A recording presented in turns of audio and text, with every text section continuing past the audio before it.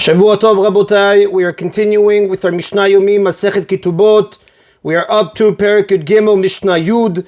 Today's Mishnah should be Leilu Nishmat Neria ben Svetlana Ranbai Eliyahu ben Burcha Yisrael ben Chana bad Miriam Menuchatam began Eden Amen and Avdi ben Chaim Nechaim v'derefua shelemav Daniel Shalom ben Rosa b'tor Shar Cholei Israel.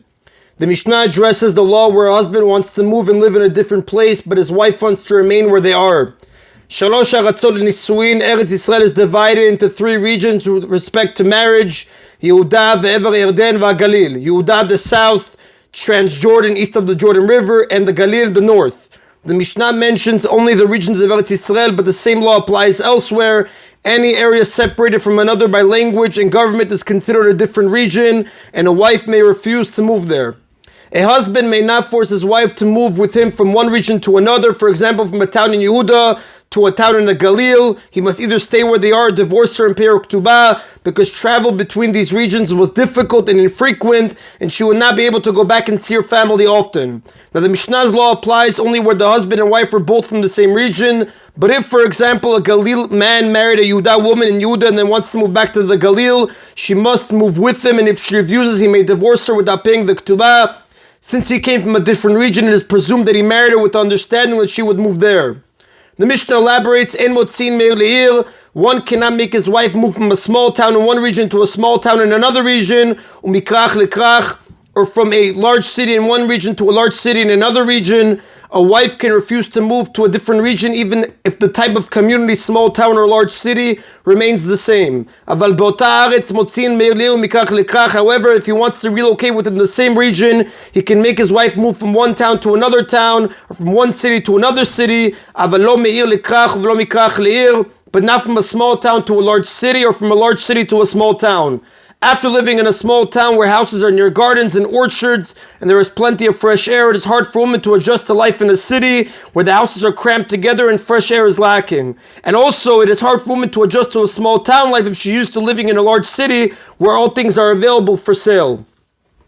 Even if the husband wants to relocate to the same type of community, town, or city in the same region, he can make his wife move only from a bad place of residence, meaning an area where food is scarce and expensive, to a good place of residence, an area where food is plentiful and cheap.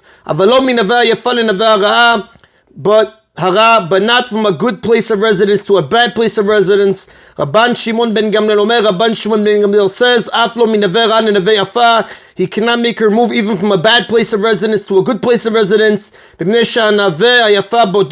the good place of residence can test a person's health if he is not used to it. When someone moves to a good neighborhood, he begins to eat rich foods to which he was not previously accustomed and can consequently suffer digestive problems.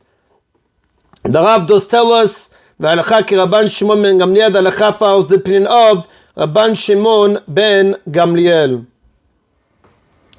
And that is on the Botai of Mishnah Yud. Now, having established that a husband can make his wife move from one region to another, the Mishnah teaches that the laws are different when moving to or from Eretz Yisrael, or when moving to or from a place within Eretz Yisrael to Yerushalayim. This is Mishnah Yud Aleph.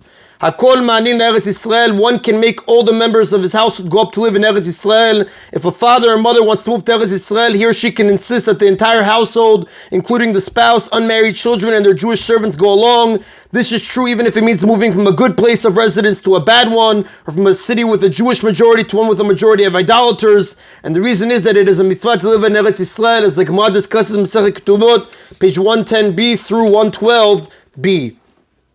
Then Hakol Motzin, but one cannot make any of them leave Eretz Yisrael. Hakol Ma'alin Yerushalayim, one can make all the members of his household go up to Yerushalayim, because the sanctity of Yerushalayim is greater than that of the rest of Eretz Yisrael. The family can be compelled to move to Yerushalayim even if they already live in Eretz Yisrael, and this law too applies even if it means moving from a good area outside of Yerushalayim to a bad one inside Yerushalayim.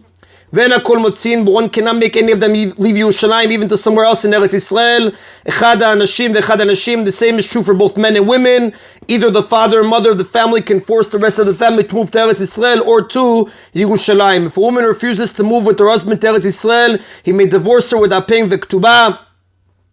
If a man refuses to move with his wife to Eretz Yisrael, she can force him to divorce her and pay her Ketubah. Now, as has been taught several times in this Masechet, the Ketubah payment is at least 200 zuz for a virgin and 100 zuz for a non-virgin.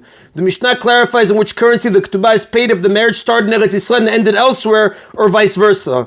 Nasa isha be'eretz Yisrael v'girshah be'eretz Yisrael. If one married a woman in Eretz Yisrael and divorced her in Eretz Yisrael, Noten lam imot Eretz Yisrael, he pays her with the coins of Eretz Yisrael. Now the Mishnah refers to a Ketubah that states 200 or 100 zuz, but does not specify any particular currency.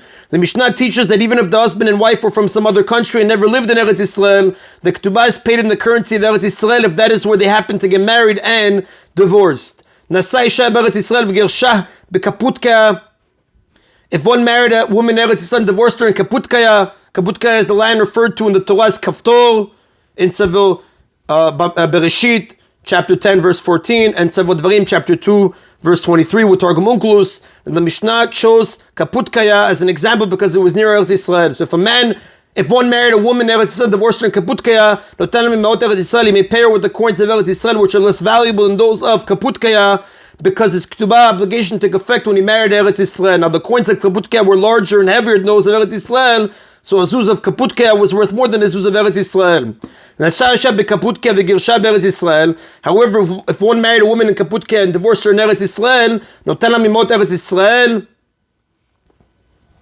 he may still pay her with the less valuable coins of Eretz Yisrael, even though marriage took place in Kaputkaya. Since the Ketubah obligation is only rabbinic, the rabbis were lenient and allowed him to pay with the less valuable currency of the two countries.